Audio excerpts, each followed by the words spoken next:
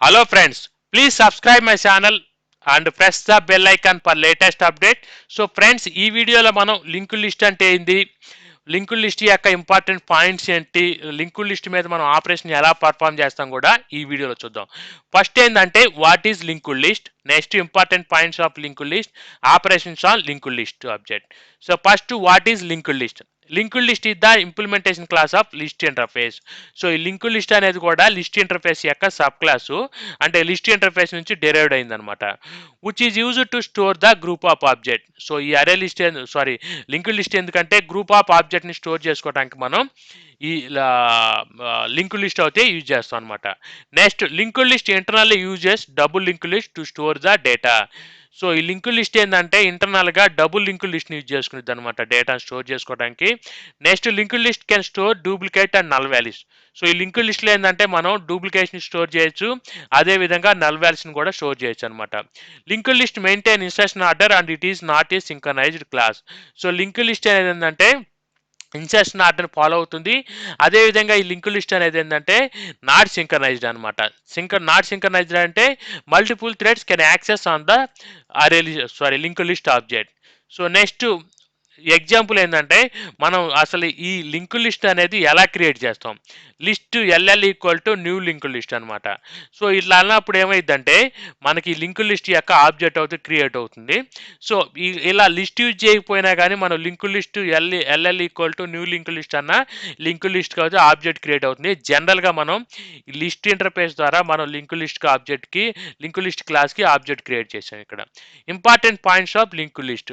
So important points ఏంటంటే link list contain data in the node format. So ఈ link లిస్ట్లో data ఎలా ఉంటుంది అంటే నోడ్ ఫార్మేట్లో ఉంటుంది అనమాట. Each node contain data part and address part. So నోడ్లో డేటా పార్ట్ ఉంటుంది, అడ్రస్ పార్ట్ ఉంటుంది. డేటా పార్ట్లో డేటా స్టోర్ అవుతుంది, అడ్రస్ పార్ట్లో ఏంటంటే ఈ డేటా యొక్క అడ్రస్ స్టోర్ అవుతుంది అనమాట. The address part contain the next node address. So ఈ అడ్రస్ పార్ట్ ఏం కలుగుతుందంటే నెక్స్ట్ నోడ్ యొక్క అడ్రస్ అయితే ఇక్కడ స్టోర్ అవుతుంది అనమాట. The last node address part pointing to the null values. So నాకు 5 ఎలిమెంట్స్ ఉన్నాయి. 5 ఎలిమెంట్స్లో ఏంటంటే లాస్ట్ ఉండే ఎలిమెంట్ యొక్క అడ్రస్ ఏంటంటే నల్లని పాయింట్అవుట్ చేస్తుంది అనమాట. ఎందుకంటే లాస్ట్ తర్వాత ఇంకేముండదు కాబట్టి నల్లని పాయింట్అవుట్ చేస్తుంది. Operations on link list. So how to create a link list. Link list ఈ employee list equal to new link list. So ఇక్కడ లింక్ లిస్ట్ యొక్క ఆబ్జెక్ట్ అయితే క్రియేట్ చేయబడింది. So how to add element in to the link list.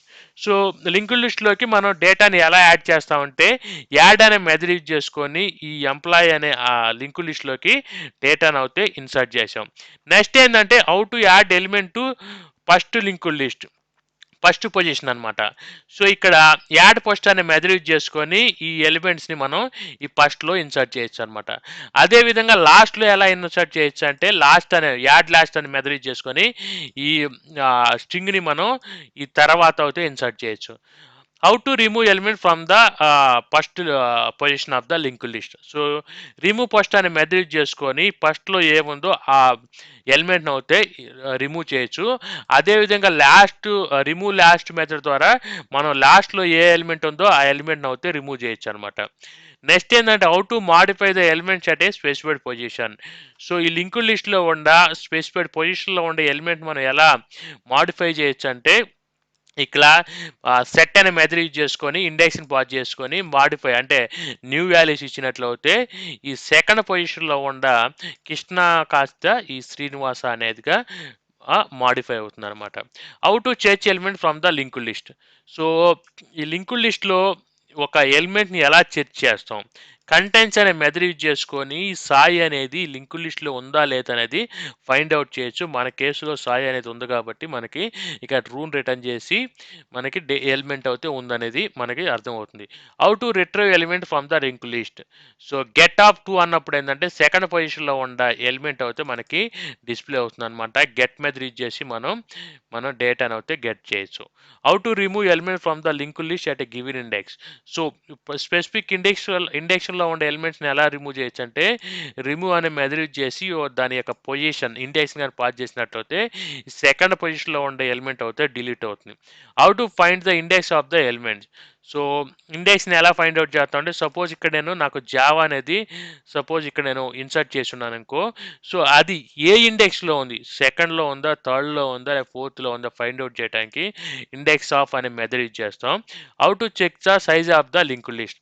Link list యొక్క size ఎలా find out చేస్తాం అంటే size అనే మెథడ్ యూజ్ చేసి లింక్ లిస్ట్ యొక్క సైజ్ను అయితే ఫైండ్ అవుట్ చేస్తాం అనమాట. How to check the link list is empty or not. So link list అనేది ఎంటీయా లేదా అని ఫైండ్ అవుట్ చేయడానికి మనం ఈజ్ ఎంటీ అనే మెథడ్ యూజ్ చేసి చెక్ చేస్తాం.